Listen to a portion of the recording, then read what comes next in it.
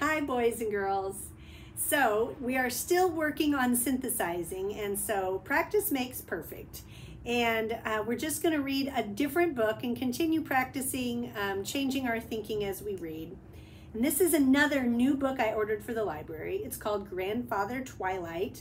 I've never read it before, but it was on a list of books that I saw that are good for synthesizing. And so that's why I got it for the library, but I haven't read it yet. So you get to be the very first ones to hear it and the first ones to watch me synthesize while I'm reading it. So I can't wait to see what this book is about. It looks kind of mysterious, like Grandfather Twilight maybe looks kind of like a ghost.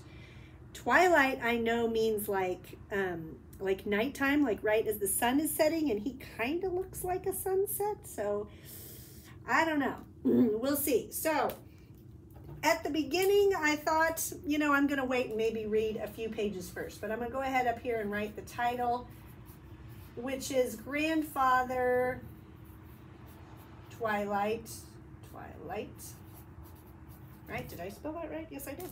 Okay, so let's go ahead and listen to this book, and we'll see how my thinking changes as we go. Grandfather Twilight. Oh, it's so new. It's a brand new book. Grandfather Twilight lives among the trees. That already looks pretty mysterious. When day is done, he closes his book, combs his beard, and puts on his jacket. When day is done. Next, he opens a wooden chest that is filled with an endless strand of pearls. He lifts the strand, takes one pearl from it, and closes the chest again. He takes one pearl from the strand.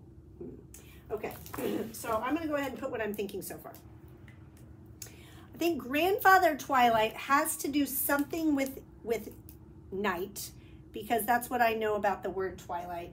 And that's all I really know. He seems mystical or magical, so that's what I'm going to write. Grandfather Twilight is magical, because he seems just kind of magical, and has to do with night. Now, I'm being a pretty good detective. I don't know if all kids would be that good of detectives, but it's partly because I just know what the word twilight means, and I'm making my smart guesses.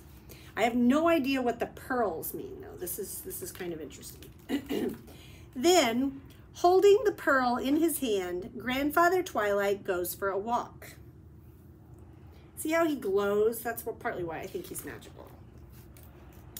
The pearl grows larger with each step. Leaves begin to whisper, and little birds hush. Look at, he's kind of fading, look. That's interesting. Oh my goodness, look. Look at that picture. It's like following him. Oh, crazy. Like, look, see how he's part of the sky? Look. He's part of the sky, and it does look like a sunset. So it's like he's part of the sky. Oh, look, he's by the ocean, and here's the sky, and he's holding this pearl that got bigger. I wonder, I'm having a thought. I wonder if the pearl is the moon. That's what I'm thinking now. The pearl is the moon? Maybe, because if he's turning it to night, and he's carrying this white circle and it keeps getting bigger, I wonder if it's the moon. Aha! Gently he gives the pearl to the silence above the sea. Yes, it became the moon. So the pearls are the moon. Then Grandfather Twilight goes home again. Okay. He gets ready for bed, and he goes to sleep.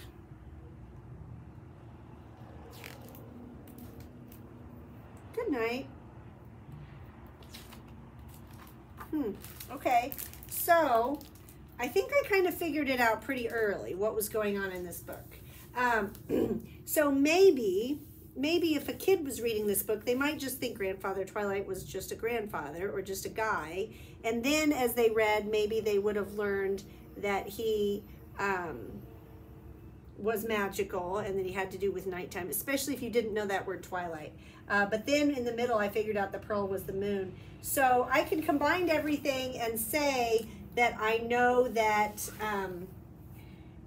the grandfather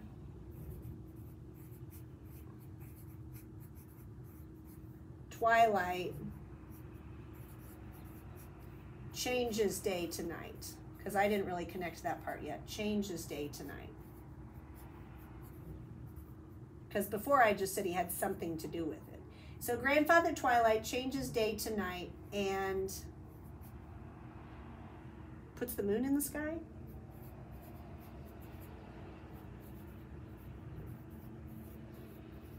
In the sky. Yeah, so there we go. So we're just continuing to practice synthesizing and changing our thinking as we read. I will see if I can find another good book for you to listen to one last time. This will be our last day working on synthesizing.